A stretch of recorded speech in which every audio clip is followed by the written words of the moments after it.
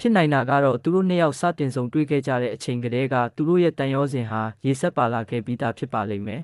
။စကားတော်မပြောတတ်ခင်အရွယ်ကတည်းကသူတို့နှစ်ယောက်ဟာအတူတူငိုကြွေးခဲ့ကြဘူးတယ်။အဲ့ဒီနေ့ကစလို့သူတို့နှစ်ယောက်ဟာခွဲမရအောင်ရင်းနှီးခဲ့ကြပါတယ်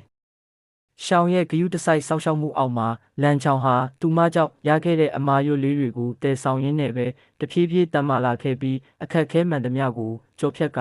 အခုလိုလူမျိုးဖြစ်လာခဲ့တာပါ။အခုဆိုရင်သူဟာအထက်တန်းကျောင်းဒုတိယနှစ်ကျောင်းသားတစ်ယောက်ဖြစ်ပြီးအတန်းထဲမှာအမြဲတမ်းပထမရသူဖြစ်နေစေပါ။တစ်ဖက်မှာတော့နာမည်ကျော်အထက်တန်းကျောင်းပထမနှစ်ကျောင်းသားမလေးရှောင်းကတော့စာပေပညာမှာရုန်းကန်နေရတော့မှာပဲ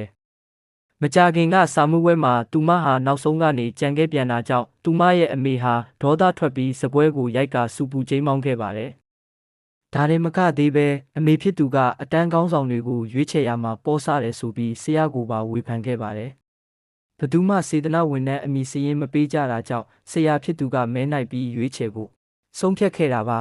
။ရလက်အနေနဲ့အတန်းထဲမှာအတော်ဆုံးကျောင်းသားကစီကံထိန်သိမ်းရေးမှုဖြစ်လာခဲ့ပါတယ်။အမြဲတမ်းအစ်စ်နောက်ဆုံးရတဲ့လူကောင်ထွားထွားကျောင်းသားလေးကတော့ပညာရေးမှုအဖြစ်ရွေးချယ်ခံရပါတယ်။ဒါဟာအရေးကြီးတဲ့ယာရုတစ်ခုဖြစ်တာကြောင့်တက်တန်းလုံးအံ့အားသင့်သွားကြပါတယ်။ရှောင်းကအဲ့ဒီကျောင်းသားကိုလှောင်ရည်နေတော့မှပဲဆရာကဆက်လက်ကြီးညာလိုက်ရမှာတော့အလုသမားရေးရမှုအစ်စ်ဟာသူမပဲဖြစ်နေပါတော့တယ်။ဒါဟာရှောင်းအတွက်ပထမဆုံးအကြိမ်အတန်းကောင်းဆောင်ဖြစ်ပူးခြင်းဖြစ်လို့သူမအယမ်းကုန်ယူနေခဲ့ပါတယ်။အခုအထက်တန်းနောက်ဆုံးနှစ်ယောက်နေပြီဖြစ်တဲ့လန်ချောင်ကအခန်းတန့်ရှင်းရေးလာရောက်စစ်ဆေးတဲ့အခါမှာတော့သူမကဂယုမဆိုင်တဲ့ပုံစံနဲ့နေခဲ့ပါတယ်။ကံကောင်းထောက်မှစွာနဲ့ပဲစီနီယာအမတ်တယောက်အချိန်မီရောက်လာပြီးအခြေအနေကိုရှင်းပြပေးခဲ့တာကြောင့်သူတို့နှစ်ယောက်ကြားကတင်းမာမှုကိုလျှော့ချနိုင်ခဲ့ပါတယ်။ဒါပေမဲ့လန်ချောင်ကတစ်ကိုင်းမှာချိတ်နေတဲ့ပလတ်စတစ်အိတ်တအိတ်ကိုလက်ညှိုးထိုးပြပြီးတန်ရှင်းရေးစည်းကမ်းဖောက်ဖျက်မှုကြောင့်အမတ်လျှော့ရမယ်လို့တင်းမာပြောလိုက်ပါတယ်ဒါကိုကြားတော့ရှောင်းဟာ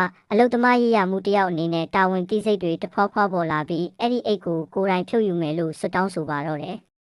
ဒါပေမဲ့အိတ်ကိုပြုတ်ကျအောင်လုံနိုင်လိုက်တဲ့အချိန်မှာပဲသူမဟာမတော်တဆချော်လဲပြီးမြေကြီးပေါ်ကိုအရှိန်နဲ့ကျသွားခဲ့ပါတယ်ခဏလောက်ရိုင်းတိရိုင်ထိုင်ဖြစ်သွားပြီးနောက်မှာရှောင်းဟာပြန်ထလာပြီးထွက်သွားဖို့ကြိုးစားခဲ့ပါတယ်သူမတော်တော်လေးအရှက်ရသွားပေမဲ့လည်းဒီလိုရဲစရာကောင်းတဲ့အခြေအနေကိုကြည့်ပြီးမရဲပဲမနေနိုင်ခဲ့ပါဘူးအဲ့ဒီအချိန်ကြာမှပဲသူမရဲ့ဘောင်းဘီမှာအပေါက်ကြီးပြဲသွားတာကိုသတိထားမိလိုက်ပါတော့တယ်